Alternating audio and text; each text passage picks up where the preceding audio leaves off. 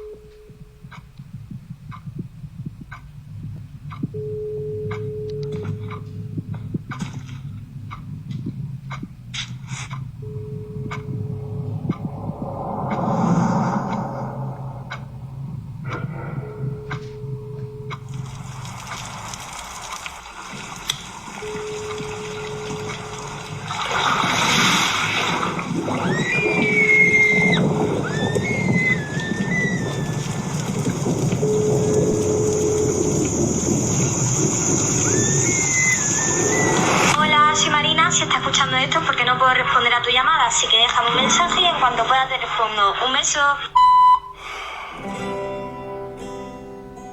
Hola, cariño. ¿Cómo va todo? Mamá y yo queríamos saber si estás bien.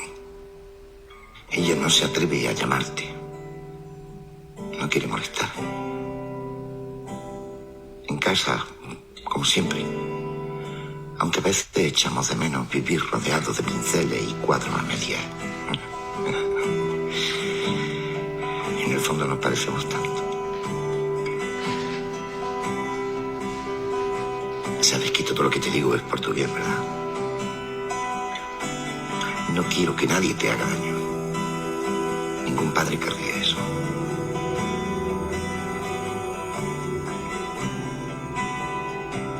Siento no haber... Bueno, no haber estado ahí. Quería decirte que estamos bien y que tu madre y yo respetamos cada decisión que tomes. En fin, Marina. Sé valiente. Abre los ojos. Despierta.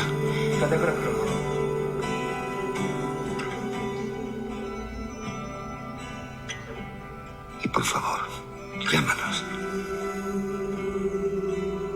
Necesitamos saber que estás bien.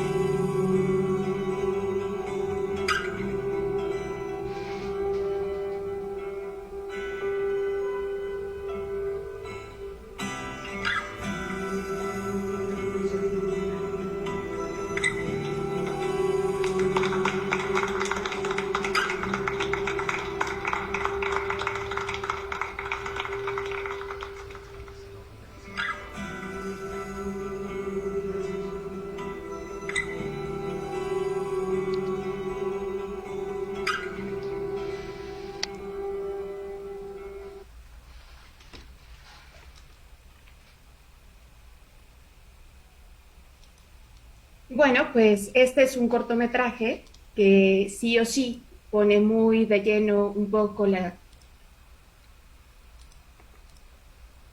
esta cuestión de...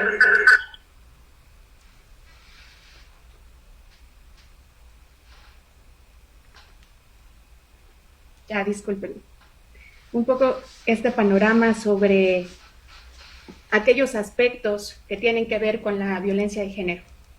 En este sentido, pues creo que llama mucho la atención este tema, primero porque por desgracia está muy en boga en nuestro país, y segundo, pues porque tiene mucho que ver con las políticas que actualmente se están llevando dentro de México.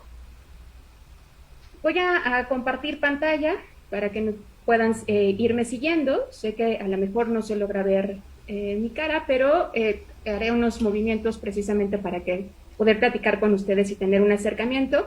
Agradezco mucho pues el hecho de que me sigan y de que este tema genere mucho interés, porque ese es uno de los objetivos de este tipo de eventos. Sin lugar a duda, hemos avanzado en diversos, desde el punto de vista jurídico, hemos avanzado en diversos temas que tienen que ver con la violencia de género. Uno de ellos es esta cuestión materializada en la Ley General de Acceso a las Mujeres, de las mujeres a una vida libre de violencia. Luego entonces, justamente en esta ley, es muy importante la definición que se da sobre perspectiva de género. Esta perspectiva de género está permeando en muchos aspectos, no solamente en el ámbito social, no va más allá incluso del ámbito de casa, del ámbito en el trabajo. Lo cierto es que vamos teniendo diversos panoramas importantes. No sé si se está logrando ver, porque no logro identificar. Eloy, ¿pudieras ayudarme a verificar si se está viendo mi pantalla? Sí, se ve, Carla. Perfecto. Ok. En este sentido, esta perspectiva de género, lo dice la ley, es que la pantalla creo que en Facebook no se ve. Voy a dejar de compartir, seguramente es esta cuestión. porque en la transmisión sí yo la estoy compartiendo, pero No me te parece preocupes, que... ahorita lo arreglo si quieres. Tú sigue con lo compartiendo. Sí, Ahorita lo arreglo, sí. perfecto. Muchas gracias por el aviso. Ahora lo vamos a empezar a arreglar. Y si no, no pasa nada. Puedo hacerlo bajo el esquema de la conferencia. En este sentido, pues tenemos que la perspectiva de género, nos dice esta ley, es una visión científica, es una visión analítica y además es una visión política, justamente sobre las mujeres, pero también incluye a los hombres. Esta política no es aislada y no es únicamente para un sector de la población. En ella, esta visión, muchas gracias por el aviso, ya lo estamos arreglando, se propone eliminar esta causa de opresión de género como la cuestión de desigualdad, la injusticia, la jerarquización de las personas basadas en el género, y lo que se busca, dice esta ley, es promover una igualdad entre los géneros a través de la equidad, el adelanto y el bienestar de las mujeres. Contribuye entonces a construir sí o sí una sociedad en donde mujeres y hombres tengan el mismo valor. Lo cierto es que si nosotros vamos identificando todos estos aspectos de hasta qué punto va a llegar la cuestión de la violencia de género, pues nos vamos a sorprender seguramente de lo que está sucediendo en nuestro país. Estoy tratando de compartir mi pantalla, Eloy, pero no sé si en redes se logra visualizar. Ahí está, perfecto, ya, muchas gracias. En este sentido, tenemos diversos esquemas, incluso diversas universidades han trabajado muchísimo en poder promover esta perspectiva de género y entonces ir permeando a la parte de la educación fuera y dentro de las universidades o incluso de los sectores o de aquellas carreras que se vinculan mucho con la parte del derecho. Esta alerta de género lo que propone es ser un mecanismo de protección de derechos humanos, en específico de las mujeres. Dice la ley de acceso que es único en el mundo. Yo no sé si deberíamos estar tan orgullosos de que este mecanismo sea único. Tal vez es por la emergencia que está viviendo nuestro país en este momento, como para poder señalar estos aspectos de ser único en el mundo. Esta alerta está prevista en la Ley General de Acceso de las Mujeres a una Vida Libre de Violencia, específicamente en el título 2, Modalidades de la Violencia, en el capítulo 5, la violencia feminicidia y la alerta de violencia de género contra las mujeres. Pero su mecanismo va muy enfocado a justamente prever o tener ciertas políticas por parte del gobierno. Y estas políticas, este proceso, estas alertas las vamos a encontrar descritas en el reglamento de la Ley General de Acceso a las Mujeres a una Vida Libre de Violencia. Bajo este esquema, la finalidad que tiene esta alerta es detener y erradicar la violencia. Me encantaría que jurídicamente y materialmente pudiera erradicarla. En el documento, en la ley, en el reglamento se escucha muy bonito, sin embargo, me parece que aquí hay aspectos que evidentemente quedan a muy largo plazo.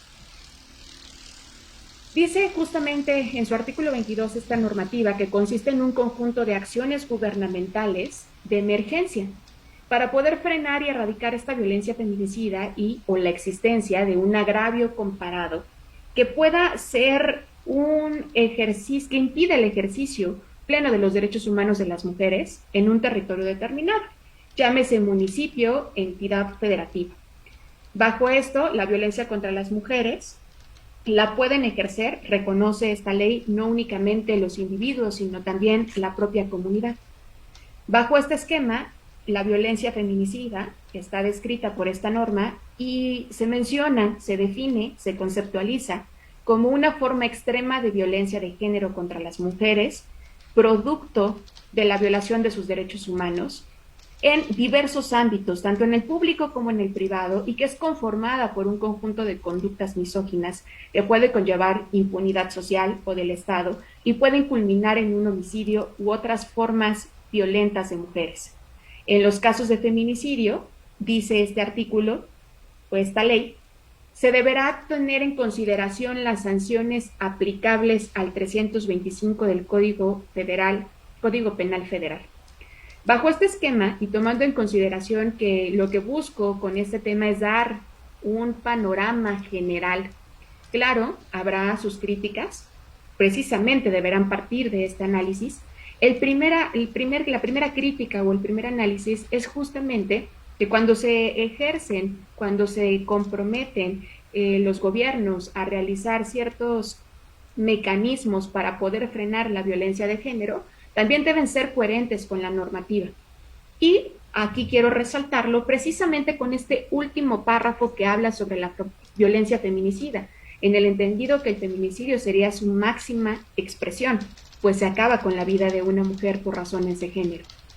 Sin embargo, bajo este esquema, el primer punto jurídico que tenemos en discusión es la sanción que nos pone esta ley general, que remite al Código Penal Federal y luego entonces se establece que tendrá una prisión de 40 a 70 años de prisión y de 500 a 1000 días multa. Tomando esto como base, algo que nos dice una ley general, vamos a tomar en consideración que es facultad de cada uno de los estados legislar para su territorio. Y en este sentido, si nosotros hiciéramos una comparación, lo cierto es que vamos a encontrar que en los estados ya hay esta perspectiva de género que está permeando en el derecho penal. Sin embargo, vamos a tener consecuencias diferentes, incluso su propia estructura puede variar, porque queda a cargo del Congreso del Estado o bien de la Asamblea Legislativa, en el caso de la Ciudad de México, de poder legislar y de tener una técnica adecuada desde el punto de vista legislativo. En este sentido, esta ley general me parece un poco contradictoria, sobre todo en cuanto al artículo que prevé que la sanción para un caso de feminicidio deberá tener una prisión de 40 a 70 años, porque si hiciéramos una comparativa a nivel de la Ciudad de México, vamos a tener de 35 a 70 años, y en el caso de Aguascalientes vamos a tener justamente una prisión de 40 a 70 años. Luego entonces hay que cuidar muchísimo este tipo de normas y de homologación, y que para que puedan ser homogéneas, sobre todo cuidando estos aspectos en donde pareciera que la ley general va más allá de lo que debería ir para las sanciones. Sin embargo, el tema principal de esta charla es justamente platicar sobre qué es la alerta de género, cuál es el proceso. Mencionaba yo que va a ser una serie de acciones gubernamentales, que va a haber un periodo de admisión, donde se va a conformar un grupo, donde se va a hacer una investigación, donde va a haber un dictamen, donde se va a tener ciertas conclusiones y luego entonces donde se va a decidir si la declaratoria es o no viable. Por supuesto que si me lo preguntan a nivel política, no conviene a los estados tener esta alerta de género porque lo que estaría representando es evidentemente que hay una falta en la seguridad de las mujeres en general. Sin embargo, vamos a tomar con mucho cuidado este procedimiento para la alerta de género. En este sentido, la ley general establece en su artículo 23 que su objetivo es garantizar la seguridad de las mujeres, evidentemente, el cese de la violencia en su contra y tratar de eliminar estas desigualdades producidas por una legislación o por una política que puede ser agraviada en cuanto a los derechos humanos. Luego entonces tenemos estos aspectos de manera general. ¿De qué se trata? ¿Cómo se realiza el pedimento? ¿Quién puede realizarlo? Y entonces vamos a tener este marco que estoy compartiendo con ustedes respecto a quién puede realizar esa admisión para que se genere en ese estado, en ese municipio, en esa localidad, una alerta de género.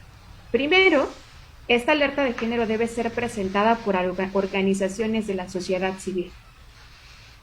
Puede ser también solicitada por organismos de derechos humanos a nivel internacional o incluso local. Esto llama mi atención porque evidentemente este proceso va permeado con ciertos intereses y si nosotros hiciéramos tal vez una encuesta en cada uno de los estados, serían muy pocos, posiblemente sí existiría alguien que pudiera decir que en su localidad se siente protegido. Me encantaría que pudiera suceder eso. Sin embargo, el problema es, ¿y cómo tengo que hacer esta solicitud? Y luego entonces, ¿qué tengo que hacer? Y luego, ¿cómo se debe hacer el pedimento? Bajo este esquema, tomando en consideración que esta admisión la pueden hacer solamente estos organismos de la sociedad civil o estos organismos protectores de derechos humanos, llámese Comisión de Derechos Humanos, ya sea la nacional o las locales, luego entonces tendrían que hacer este pedimento. ¿Ante quién lo tienen que pedir? Pues evidentemente ante la Secretaría de Gobernación. Lo que se buscaría luego entonces es hacer una conformación, un grupo de trabajo. Este grupo de trabajo estaría conformado de la siguiente manera: primero por INMujeres, por el Instituto justamente de la Mujer. También entraría CONAVID, que depende de la Secretaría de Gobernación, que es la Comisión Nacional para Prevenir y Erradicar la Violencia contra las Mujeres.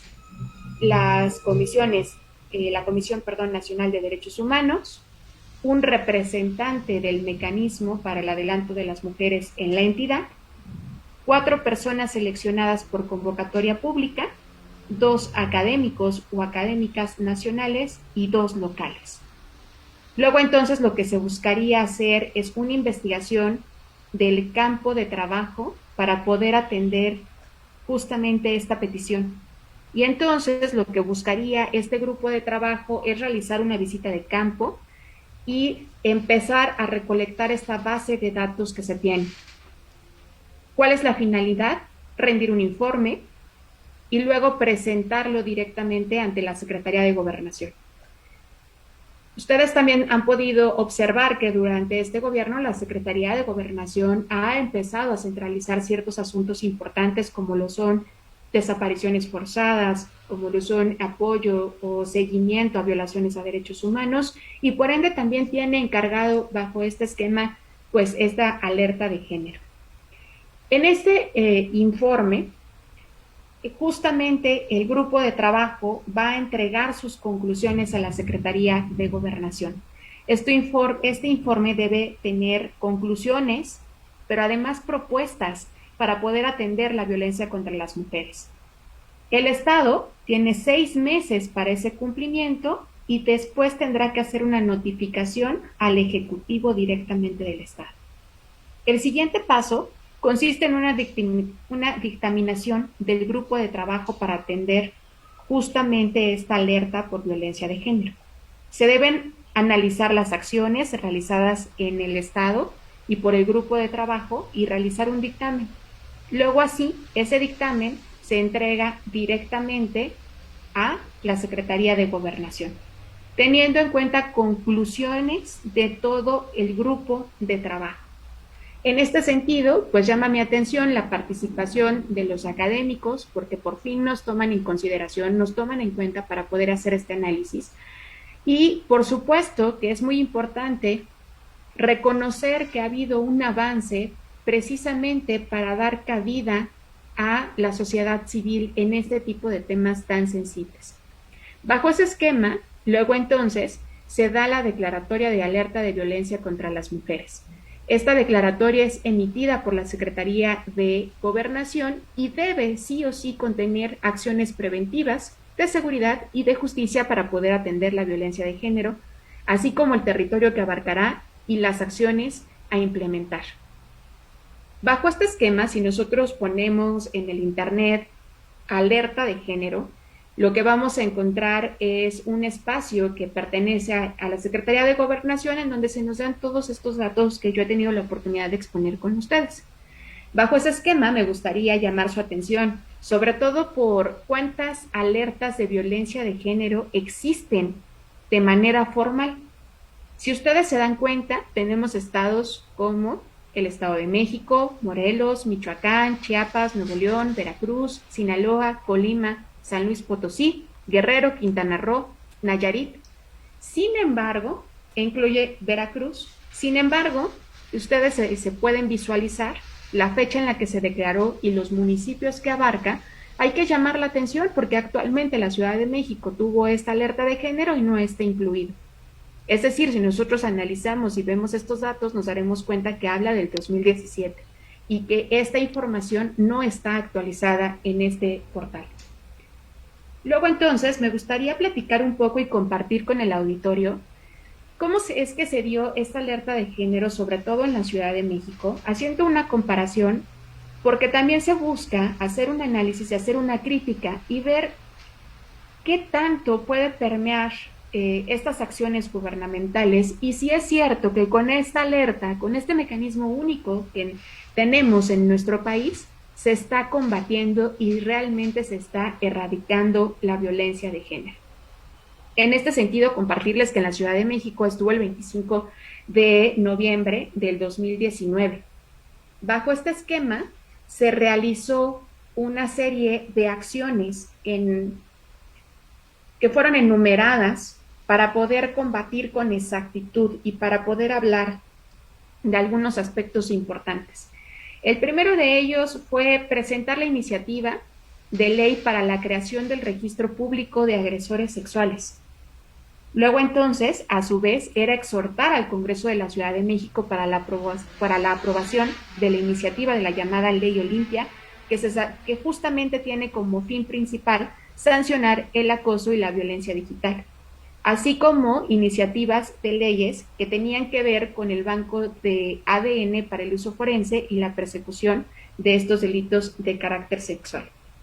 En ese sentido, me gustaría retomar que si bien es cierto, vamos a tener en consideración que estas acciones van a ser tendientes a la protección de las mujeres, debemos cuidar muchísimo qué personas se van a ver involucradas en este tipo de acciones. Por ejemplo, muy específicamente, cuando se da este registro de agresores sexuales, se hace una modificación en el Código Penal, muy específicamente de la Ciudad de México, en el artículo 31, que tiene que ver con el catálogo de medidas de seguridad, y se anexa esta fracción, la fracción número 7, que es ordenar, se registra el sentenciado en el registro público de personas agresores sexuales en términos de lo señalado por la Ley de Acceso de las Mujeres a una Vida Libre de Violencia de la Ciudad de México y del Código para efectos de protección y de seguridad. Bajo ese esquema se hace una modificación también al capítulo 15, en específico registro público de personas agresoras sexuales, en el artículo 69 ter, que es un artículo que se añade, cuyo rubro dice aplicación y alcance. Y vean aquí lo amplio que se empieza a generar. El juez tratándose de sentenciados por los delitos de feminicidio, violación, trata de personas, turismo sexual, ordenará invariablemente su registro en el registro público de personas agresoras sexuales, a partir de que cause ejecutoria la sentencia. Dicho registro tendrá una duración mínima de 10 y máxima de 30 años. Hay que tomar mucho en cuenta y en consideración estos aspectos, porque lo cierto es que a mí me parece que crear este registro público bajo este esquema de personas agresoras sexuales tal vez vaya más allá de lo que el esquema del derecho penal. No quiero dar una postura a favor o en contra, porque evidentemente dependerá mucho desde el punto de vista jurídico que nosotros querramos verlo. Lo que me parece importante y que me llama la atención es justamente cuánto va a estar esta persona en esta base de datos, de 10 a 30 años. Quiere decir que posiblemente vaya más allá de la penalidad prevista para el delito que se piensa hacer uso con esta base de datos o con este registro.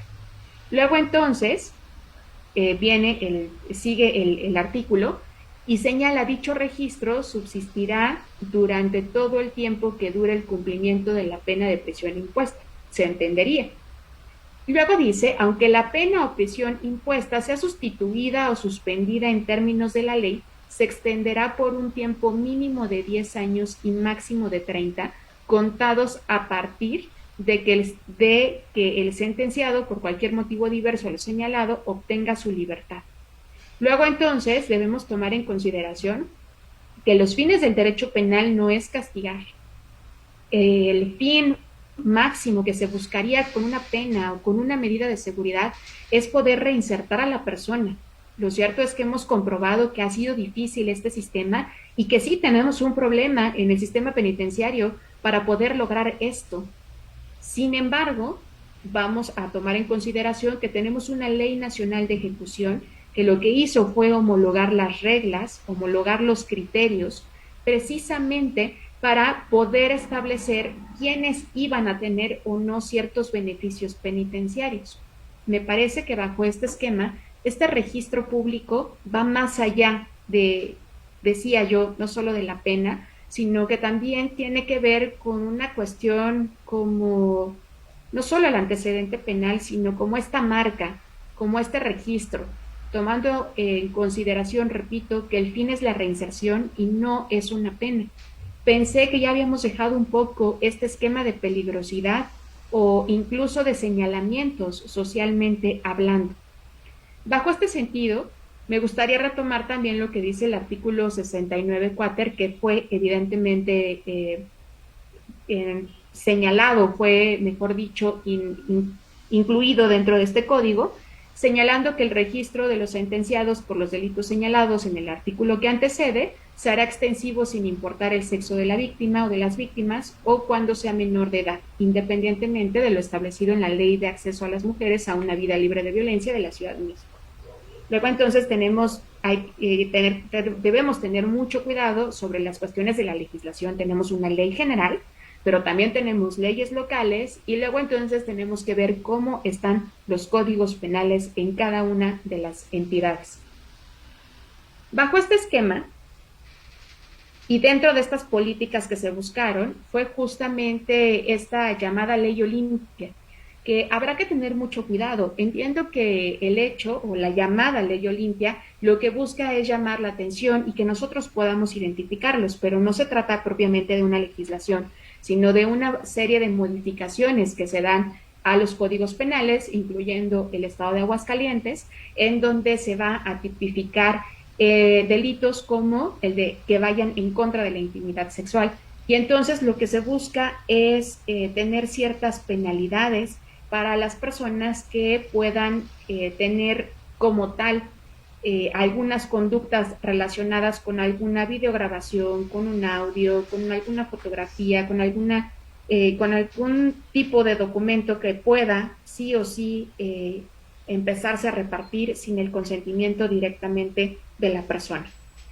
Bajo este esquema, creo que es importante que más allá del nombre de la Ley Olimpia se trabaje en políticas públicas para poder establecer este vínculo con la sociedad, porque ahora ya con estas redes sociales, con esta forma en que hemos optado por comunicarnos como el WhatsApp o como las redes sociales, lo que en muchas ocasiones hacemos es que nosotros mismos, aquella información que nos llega, nosotros la estamos compartiendo. No nos damos cuenta que vamos a caer bajo este supuesto y que va a ser un poco difícil, no es imposible. En la Ciudad de México ya ha habido diversas personas que han sido vinculadas a proceso bajo este esquema, bajo este delito, pero lo importante es generar también una conciencia social que pueda permear y que pueda ayudarnos a identificar que esto ya se trata de una conducta que es totalmente penada y que lo que buscaría es evitar y difundir la violencia de género.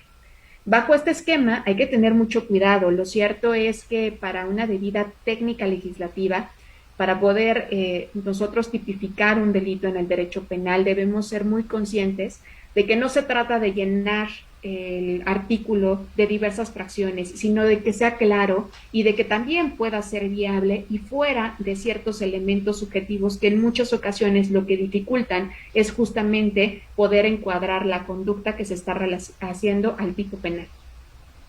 En este sentido, las acciones implementadas en este de 2019, es decir, cuando se dio esta alerta de género en la Ciudad de México, era pues generar más presupuesto, sin lugar a duda, tener metodologías para revisar y reclasificar los delitos tipificados, como en el caso de homicidios, de suicidios y de feminicidios. De hecho, hemos tenido recomendaciones de la Comisión de Derechos Humanos en donde, pues en diversas ocasiones identificó que la Fiscalía había tenido errores en la tipificación y que era importante que ante la muerte de una mujer, ahora ya ha quedado incluso en nuestra propia legislación, sí o sí la carpeta de investigación se abra por feminicidio y después se podrá descartar, claro, siempre y cuando en una reclasificación jurídica correcta, pues la muerte de esa mujer.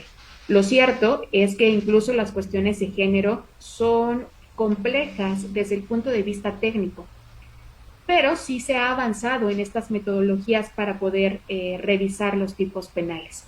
La creación de una Fiscalía para la Investigación de Delitos de Feminicidio, lo cierto es que lo que estamos viendo es que se necesita un fiscal que tenga esta perspectiva de género, pero que tenga además este enfoque diferenciado, pero que además cuide muchísimo estos ofendidos, estas víctimas indirectas que la Ley General de Víctimas establece como es el círculo cercano a pues la persona que ha perdido completamente la vida.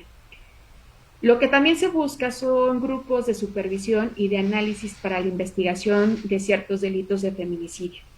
Estos grupos de análisis lo que buscarían es tenerle una información concreta. Sabemos que lo cierto es que tenemos cifras, que tenemos datos, pero que quedan muchos aspectos fuera de esas cifras o de esos datos oficiales. Esta cifra negra que sí o sí pues va teniendo un efecto importante en el número, en el seguimiento de los propios asuntos.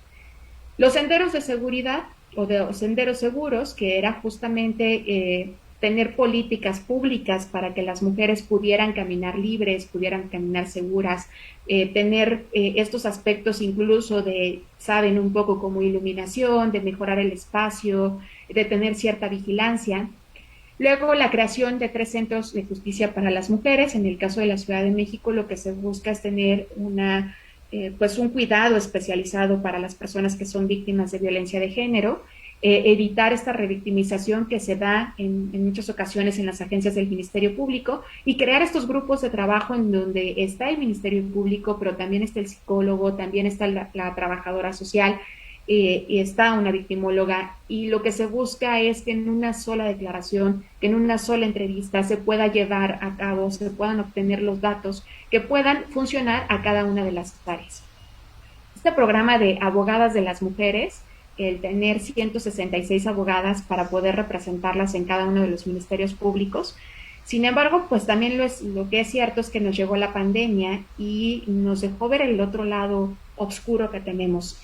No solamente las mujeres nos sentimos bajo un esquema de inseguridad fuera de nuestra casa, sino que lo estamos viviendo dentro de ella. Claro, bajo este esquema, evidentemente, el hecho o la existencia de que puedan estar estas personas en centros especializados, pues ahora con la pandemia nos ha permitido, nos ha dificultado, mejor dicho, el tener este acceso completamente. Campañas informativas. Estaba yo ayer buscando alguna campaña oficial que me haya parecido atractiva para poder compartir con ustedes, y la verdad es que no vi mucho. No creo que creo que ese es un área de oportunidad en la donde se tiene que trabajar, no solo aquí en la Ciudad de México, sino en todos los estados, para tener estas campañas de manera constante. Luego, entonces, el fortalecimiento del programa Viajemos Seguras y Protegidas, que claro, tal vez en algún momento pueda hacer una exclusión de hombres y una exclusión de mujeres, en un sentido en el que ahora nos estamos dando cuenta que las mujeres que están siendo desaparecidas, pues también tiene que ver, pues incluso en este tipo de plataformas, que por muy seguras que sean, luego entonces ni siquiera pueden tener un seguimiento o no crean o fortalecen estas políticas para la prevención de las desapariciones justamente de mujeres. En este sentido, también tenemos este fortalecimiento con unidades territoriales en la atención y prevención de las violencias de género. Y pues lo que buscaría es o tener esta cuestión de especialización para poder hacer esta atención y evitar, decía yo, la revictimización. Bajo este esquema, efectivamente, la creación de grupos interinstitucionales y multidisciplinarios va a ayudar. Por supuesto que es bueno que podamos tener la participación de diversas secretarías, no solamente a nivel federal, sino a nivel local, y que podamos sí o sí crear estos grupos multidisciplinarios para que la política pueda realmente ser efectiva. Bajo este esquema, algunas de las acciones que realizó el gobierno de la Ciudad de México era justamente, decía yo, la creación del registro público de agresores sexuales, mejorar los espacios, establecer una estrategia de formación integral para los cuerpos policíacos. Es muy importante verificar el uso de la fuerza que se pueda dar al momento de las detenciones, sobre todo en donde se involucran mujeres, y evitar pues este tipo de violencias sexuales que en muchas ocasiones es de manera reiterada por parte de los cuerpos policíacos. La creación de una unidad especializada en la Secretaría de Seguridad Ciudadana y la propuesta para una iniciativa, para que justamente la iniciativa de las leyes que tienen que ver con la organización de las fiscalías pueda solicitarse que tanto ministerios públicos como servidores públicos como los asesores jurídicos puedan tomar capacitación en cuestiones de género. Bajo ese esquema, lo que decía esta alerta de género en la Ciudad de México era hacer o crear todo este tipo de acciones. Evidentemente no basta con las acciones, sino que necesitaríamos ver si estas han tenido un efecto en la disminución. Me parecería que es un tema pendiente. Creo que estoy siguiendo lo que justamente están escribiendo en las redes sociales, así que lo que buscaría es justamente crear un diálogo entre cuál es su opinión bajo este esquema. Sin duda, cito a Mafalda, la educación es una vacuna contra la violencia y la ignorancia. Todos estamos de acuerdo en que políticas públicas que vayan enfocadas hacia la educación, hacia la parte social, van a tener un efecto. El punto es cómo. ¿Esta alerta de género nos la da? ¿Esta alerta de género puede propiciar para nosotros realmente una disminución y una erradicación de la violencia de género? Me parece que es un tema pendiente en la agenda nacional. Bajo este esquema, pues agradezco mucho a la Universidad Autónoma de Aguascalientes, al Centro Social, al Centro de Ciencias Sociales y Humanidades y al Departamento de Derecho, pues por permitirme platicar un poco con ustedes, más allá de una exposición o una conferencia, de platicarles un poco sobre qué va esta alerta de género, y tomando en consideración que hay mucho sobre lo cual se tiene que trabajar en este momento. Muchas gracias, Carla. Vamos bueno, hay algunas preguntas. Aquí, si gustas, te las voy leyendo. Detecté 3 preguntas concretas. De una en una voy dándotelas y tú me indicas. Vamos con la primera de Gilberto. Gilberto Alman dice: buenas tardes, maestra Carla, es un gusto saludarle y además me permito comentar y preguntar a través de este medio.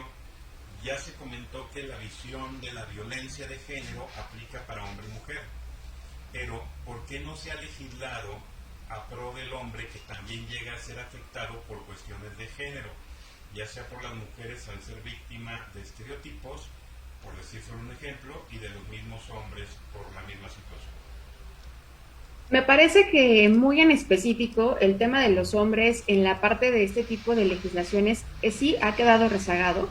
Lo cierto es que la existencia de la norma no da una certeza o una protección mayor o menor.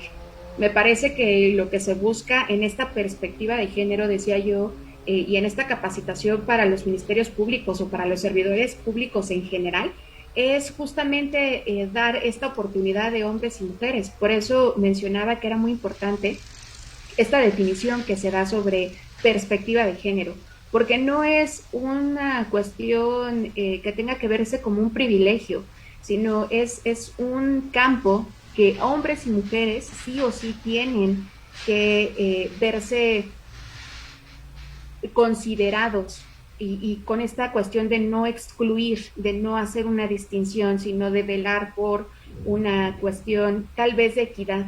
La ley establece igualdad, pero me parece que lo cierto es que todos somos diferentes. Este principio de igualdad es un principio de igualdad ante la ley, de tener los mismos mecanismos, de tener los mismos procedimientos, los mismos derechos. Sin embargo, lo cierto es que fisiológicamente somos diversos y que debemos tomar en consideración o en atención estos aspectos que en muchas ocasiones no se logran visualizar.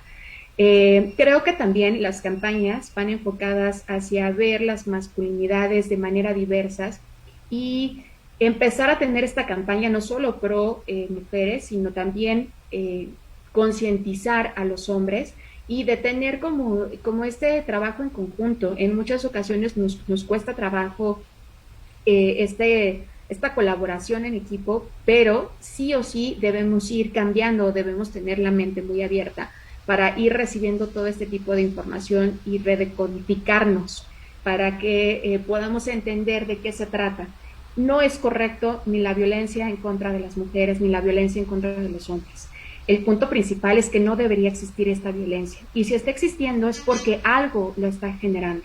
No nada más se habla de un sistema patriarcado o de un sistema matriarcado. Lo que se buscaría es, independientemente de todo eso, de toda la conciencia social que vamos cargando, de nuestra historia, qué es lo que estamos haciendo nosotros para el cambio, sobre todo como estudiosos del derecho, como estudiantes del derecho, qué visión podemos tener. Claro, en la legislación se escucha muy bonito, pero el punto principal es ¿y dónde están? ¿Y qué es lo que yo hago? ¿Y cómo trabajo? ¿Y cómo me preparo? ¿Y cómo busco o cómo doy cabida a esta necesidad que se está teniendo de hablar sí o sí sobre la educación, sobre perspectiva de género?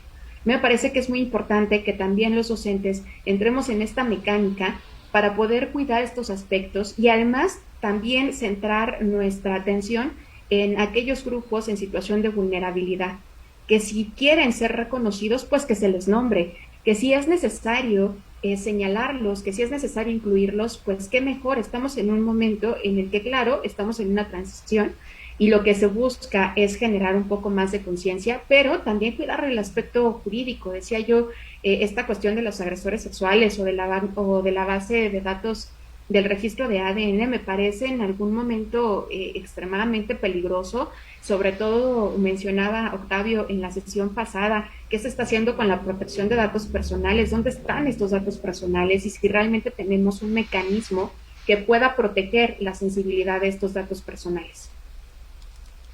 Gracias, Carla. Hay otra pregunta de Viri Armstrong.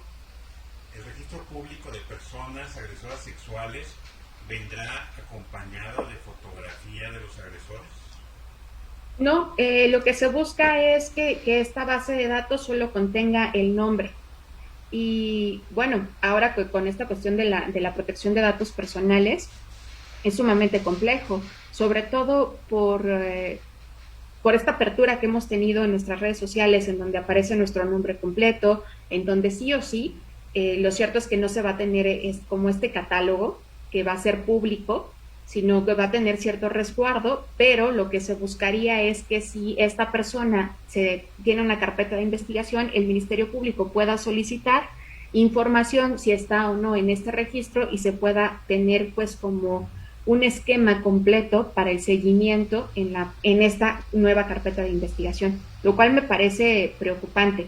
Decía yo en esta cuestión de cuidar los datos personales, pues bueno, no es necesaria que haya una imagen, pero si ustedes googlean el nombre, seguramente sí o sí encontrarán a lo mejor algún tipo de fotografía que pueda ser identificable a la persona. Y también me parecería que eso pues puede afectar la imagen o puede tener consecuencias o cuestiones mediáticas, juicios mediáticos, en donde en muchas ocasiones es lo que sucede al tener el nombre de una persona que puede estar involucrada en un procedimiento de carácter penal, en donde en un primer momento es la nota roja y luego cuando se ve el procedimiento y tiene una sentencia absolutoria, entonces ya no se menciona absolutamente nada sobre eso. Hay que tener muchísimo cuidado, evidentemente, bajo este esquema de la protección de nuestros datos personales y del uso que va a tener justamente la Fiscalía que sí o sí está trabajando, se está renovando y está buscando ser confiable para la sociedad, pero que aún no lo logra y que aún nosotros tenemos incluso un poco de temor que este tipo de instituciones cuenten con esta información tan sensible sobre nuestros datos personales. Hay otra pregunta de Mari Paz. ¿Se pueden prevenir hechos de violencia contra la mujer o personas LGBT en lugar de buscar llegar al grado de pedir la alerta de género? Yo creo que sí, creo que la prevención es algo que hemos olvidado. A mí me parece que es importante que se dé, pues esto, una cuestión de educación y que se busque esta información o estas herramientas pues a nivel de la Secretaría de Educación Pública. No podemos dejar atrás que parte de la educación sí tiene que ver en casa, pero las universidades, las escuelas, a cualquier nivel, entran mucho en tratar de generar estas discusiones o este análisis.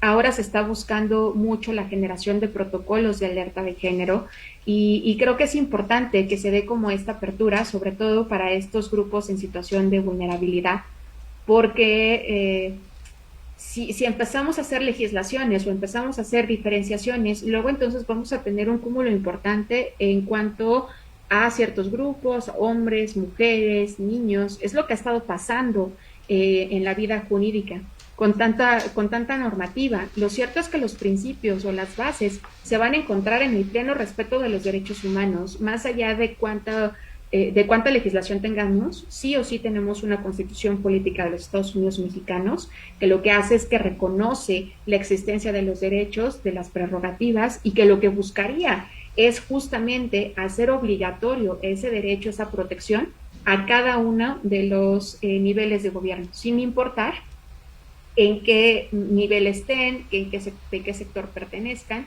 sino simplemente tener esta visión y pues ir tomando en consideración que se tiene que trabajar en la prevención. ¿Cómo? Bueno, pues políticas públicas. ¿Cómo políticas públicas? Bueno, educación.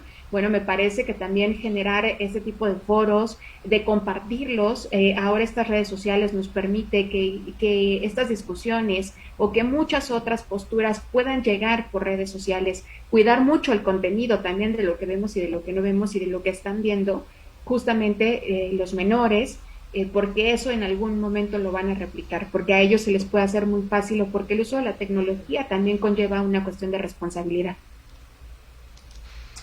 Otra pregunta de José Guadalupe Mujica: ¿quién determina el tiempo en que debe aparecer el agresor en el registro? ¿El juez o quién lo determinará?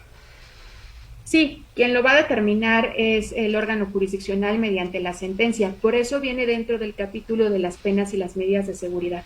Ahí viene especificado, o sea, se hizo esa ampliación para poder establecer la cuestión del registro. Pero si recuerda un poco, lo que hice fue llamar la atención en, está bien, voy a tener ahí la cuestión del registro, pero el registro puede ser mayor que la pena de prisión, y el registro puede subsistir aun cuando yo sea acreedora de un beneficio penitenciario. Lo cierto es que los beneficios penitenciarios en esta ley de ejecución empezaron a tener ciertos candados. Luego entonces dependerá de la naturaleza del delito, si es culposo o si es doloso, el lapso que yo tengo que cumplir de pena, y luego entonces iniciar un proceso ante el juez de ejecución para poder tener este sustitutivo. Lo cierto es que lo que se buscaría es esta reinserción, y me parece que lo que va a generar también es una cuestión de discriminación. Si una persona sale y sigue bajo este registro y luego entonces viene y me pide trabajo y yo hago esta investigación o busco información, o ahora con esta cuestión de solicitudes de transparencia solicito información sobre esta persona, pues también va a generar un aspecto de discriminación en el ámbito laboral. Hay un comentario de Denise Millán, pero no sé si es comentario o pregunta, a ver si tú lo captas mejor que yo. Dice, ¿es mejor evitar tener una distinción de género para dirigirse a alguien que el de persona? Yo no lo capto en esa parte. Igual sí. Lo cierto es que ahora estamos pasando, doctor, con un esquema importante en cuanto a las determinaciones y el uso del lenguaje. En un primer momento yo me resistía a utilizar él, las, y de tener este tipo pues de nomenclaturas que se pueden dar de artículos o de nombrar a las mujeres y a los hombres.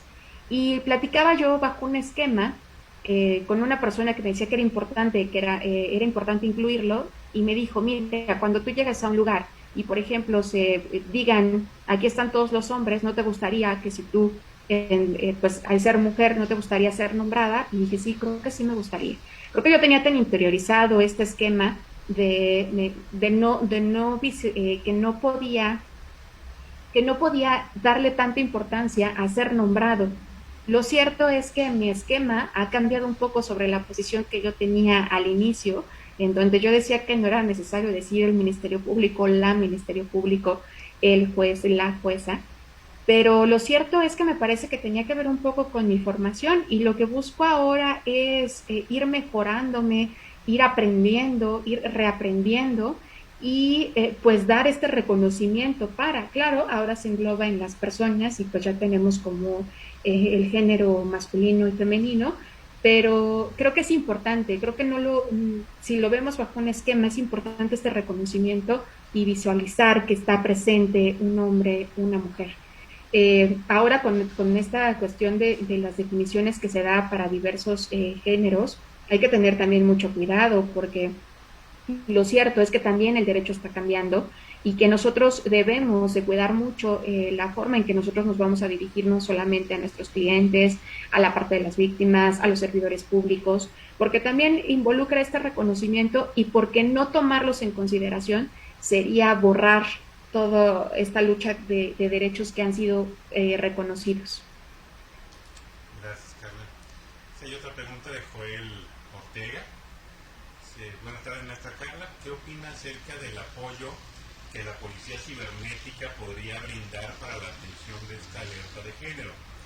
Considerando que entre sus funciones está el monitoreo de redes sociales e Internet en general, y por ejemplo, esto podría ser de gran valor en la investigación de grupos en Facebook, donde se ponen a la venta fotografías íntimas o en otro tipo de casos relacionados con violencia digital. Bueno, lo cierto es que el papel de la policía cibernética es fundamental para este tipo de delitos en donde se busca compartir la información y además porque ayuda a hacer ciertos monitoreos. Ustedes saben que una vez que nosotros subimos una imagen a la red, pues prácticamente perdemos todos los derechos sobre la imagen. Pero lo cierto es que su función, es decir, la función de la policía cibernética va a ser fundamental para poder generar y para dar un seguimiento. Creo que en un primer momento se va a dar un boom sobre estos delitos, sobre el seguimiento, va a generar pues este interés de verificar si se puede o no, si se puede vincular a proceso. Tal vez tendríamos que poder iniciar un poco investigaciones sobre qué tan bueno ha sido el efecto de esta legislación y luego entonces cuáles van a ser aquellos que van a tener una sentencia condenatoria o que van a llegar a un mecanismo idóneo para dar la solución al conflicto. Lo cierto es que hay que cuidar muchísimo esta parte de las redes, ahora que toda la comunicación es mediante las computadoras o mediante nuestros teléfonos, pero si nosotros no somos capaces de poder invertir en campañas justamente señalando esta promoción que se tiene, esta prevención, yo podría únicamente empezar a generar o empezar a darle clic o empezar a compartir sin tener esta conciencia. Entonces, claro, mencionaba en la exposición que lo cierto es que esta ley Olimpia debe conocerse, pero debe conocerse la estructura del tipo penal.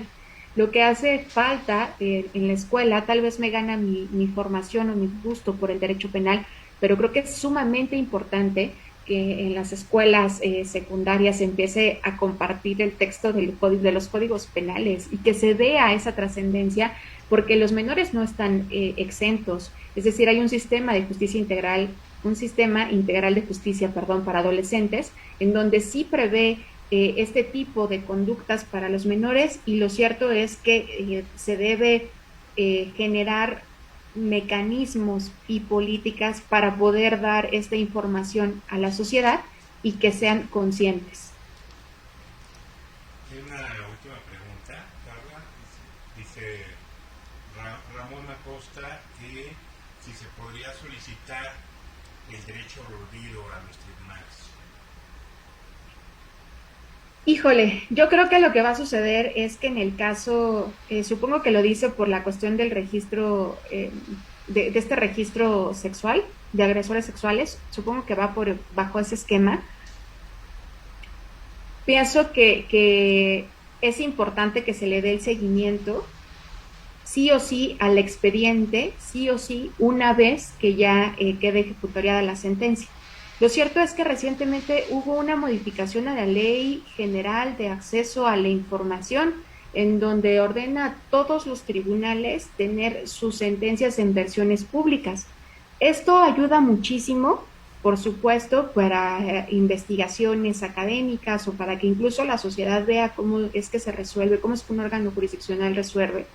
Pero hay que tener mucho cuidado con esta cuestión de los datos personales, sobre todo porque muchas de las sentencias tienen este esquema que están totalmente escaneadas y hay que verificar que efectivamente se vaya todo el cuidado de los datos personales, porque si aparece algo, pues estaría afectando a la imagen.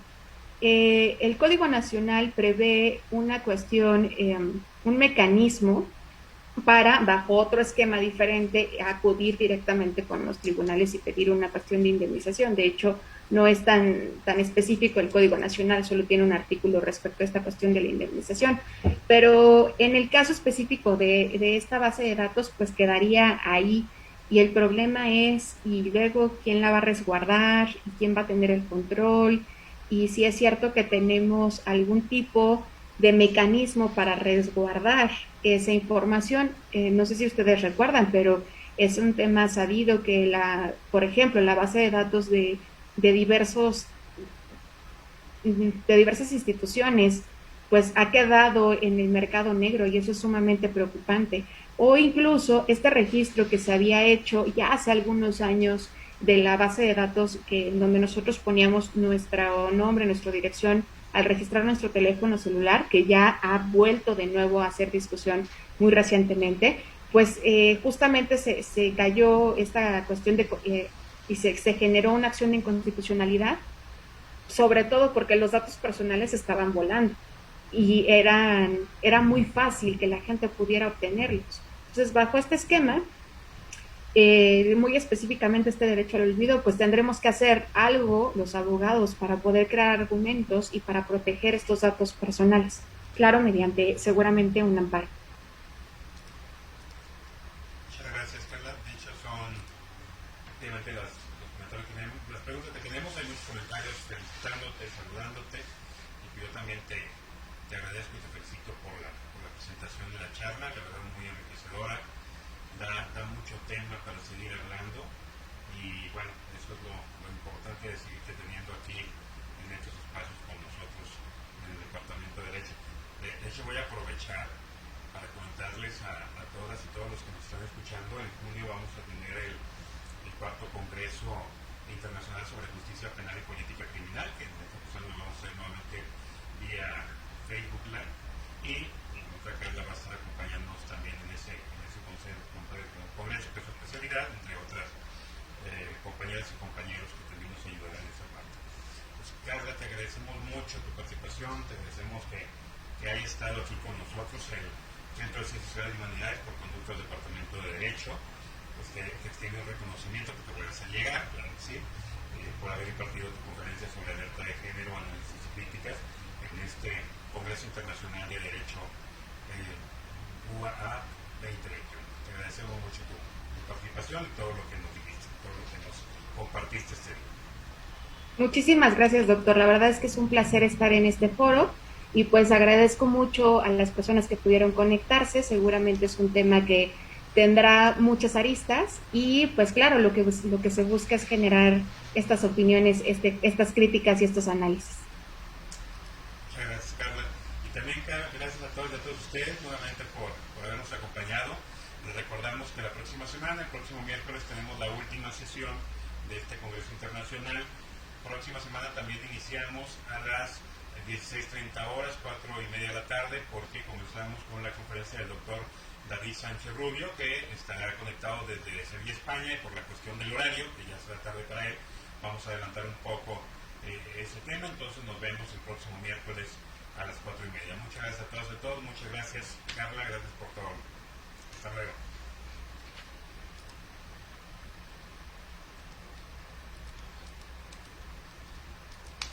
Listo, fuera del aire.